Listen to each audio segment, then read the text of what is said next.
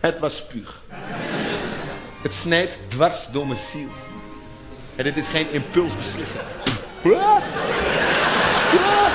Nee. Hey, hier is iemand voorbij komen fietsen. Afstappen. Fiets aan de kant. Zo, kijk eens even. En wat die Patje Peer van zijn eigen geld gekocht heeft. En ik dacht, wat de fuck heb ik gemist?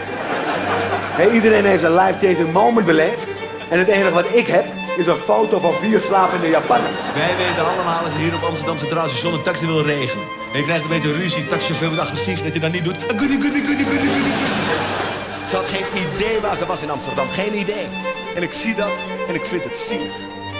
En ik denk van, hé, ik vind het zielig. Dus ik ben niet slecht. Ik heb compassie. Kijk ons zitten, hoe wij erbij zitten. Ik ben wel zo verschrikkelijk trots op ons.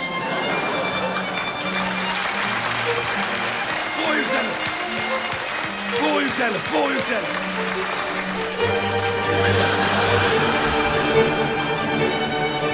Ga maar vacht. Ik kan gewoon. En het zou zo mooi zijn als we dit moment is als een moment van bezinning zouden beschouwen. Dat je voelt van, hé, je kan ook heel open met elkaar omgaan. Dat je